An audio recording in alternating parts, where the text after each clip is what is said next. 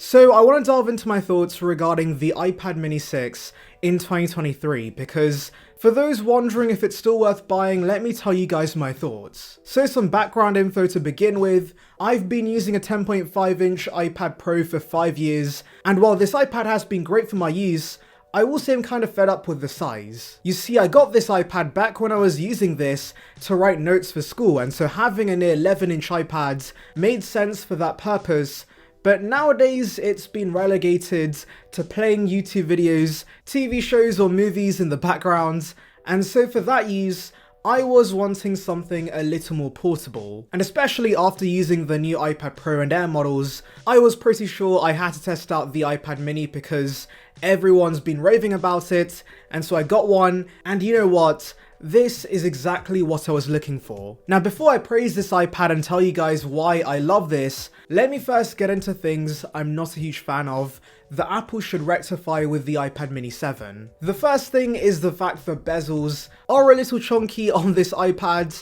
Now, I'm kinda nitpicking at this point because I do usually forget about them when using it, but I think Apple can still afford to make the bezels a little smaller and give us a bigger screen on the front. Now, I definitely don't want these to be razor thin like they are on the iPhone, since ultimately bezels serve a purpose on iPads, as you need to place your fingers somewhere when using it, but they could be smaller for sure and you would have no issues holding this iPad. And by the way, would like to remind you guys, like this video and subscribe for more content like this, it would be appreciated. The next thing I want to mention, and again, very nitpicky, is the lack of a silver color option, because I love silver Apple products, and so I'm kinda sad you only get Starlight with the iPad mini. Now, to be fair, I don't hate it, but silver would look a lot cleaner, so please, Tim Cook, give us silver on the iPad mini 7. And finally, it's about time Apple gives us a base storage of 128 gigs.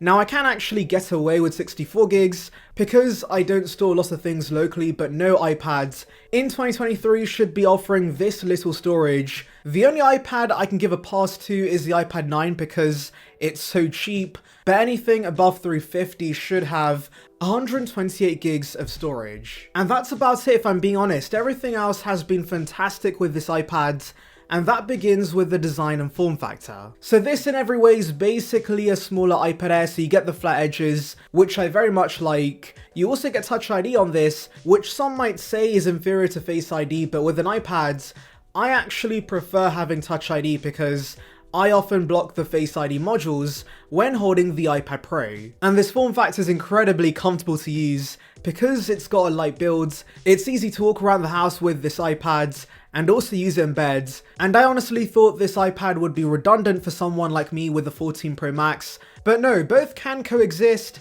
and the wider display on this is nicer to use at home. And let's actually talk about the display here because on paper it's pretty basic. It's 8.3 inches, LCD laminated with an anti-reflective coating. The resolution is 2266 by 1488. There's P3 support, 500 nits of brightness, true tone, but no 120Hz. So that's basically your average iPad display. And well, like most iPad displays, this is pretty good. I really have no complaints here. It's perfect for watching videos and browsing the web with.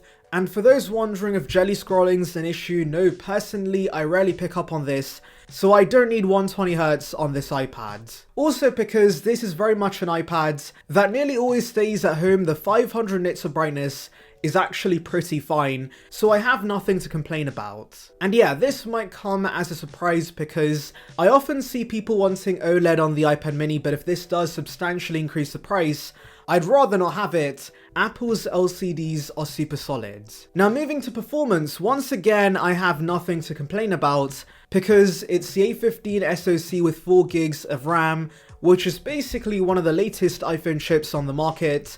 In fact, this actually got the upgraded 5-core GPU, which of course the 13 Pro and 14 uses, and so as one expects, performance is fantastic on this. However, if I'm being honest guys, I don't really push this iPad. I occasionally play Able Pool and Subway Surf, but I'm mostly using this iPad for YouTube and Netflix, which is light work for such a powerful SoC. So yes, I've had no issues, and that also applies to apps staying in the background.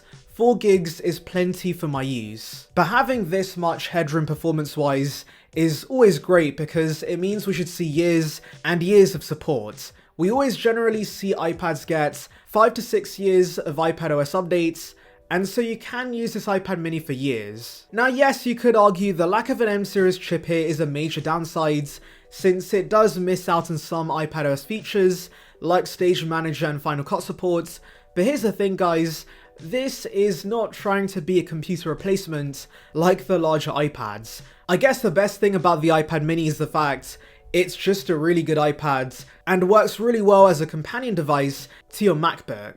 And that's exactly what I want. Yes, Apple's finally giving us Final Cut on the iPad, but there are still many software limitations with iPadOS compared to macOS, and so I'd rather have the iPad mini that of course is strictly just an iPad. And moving to software, I do want to say iPadOS has been stable on this, and I was thinking that multitasking on this iPad would be a little cramped, but no, it's completely fine. I do often use split screen on this. In fact, because of its size, I do want to mention that I enjoy writing up quick notes on this. The keyboard is very nice to use. Moving to battery life, I have seen many express that it could be better, but personally as someone coming from a pretty old iPad that has a super degraded battery, the iPad mini has been very good.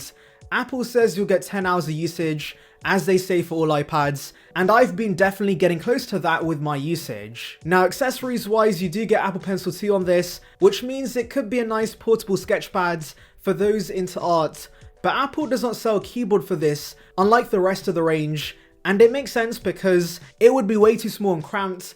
And again, as I said, this iPad's not supposed to be a computer replacement like the larger iPads. Quickly touching on the cameras, the rear 12 megapixel shooter is not bad if you really want to take pictures with this iPad. This actually even has a flash, which the more expensive iPad Air does not for some reason, but I would still use your iPhone as your primary camera. This iPad is great for scanning documents, but I wouldn't extensively use the rear camera. For video calls, however, this thing is great because you do have center stage like other iPads, and so it does follow you around the room on calls, which is pretty neat. Speakers wise, I will say I'm a little spoiled by the iPad Pro and the incredible quad speakers those have, but to be fair, for its size, the stereo speakers are solid, and the same goes for the mics. In fact, here's a sample.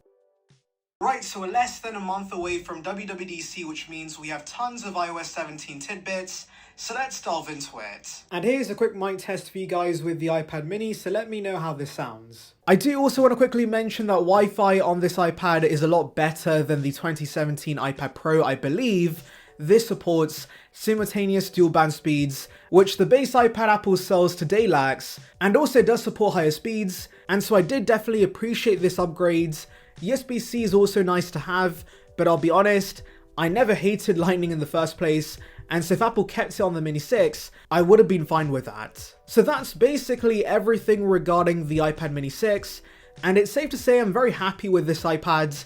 And if your sole use for your iPads is to do basic iPad things, you should definitely get this because it's perfect for browsing the web and checking on socials, watching videos, reading books, etc. And the great thing about this being nearly 2 years old is that it does often go on sale. I managed to get this for around £400 from Currys, and Apple actually sells this for £569 on their site, so you can definitely save a lot of money on your purchase.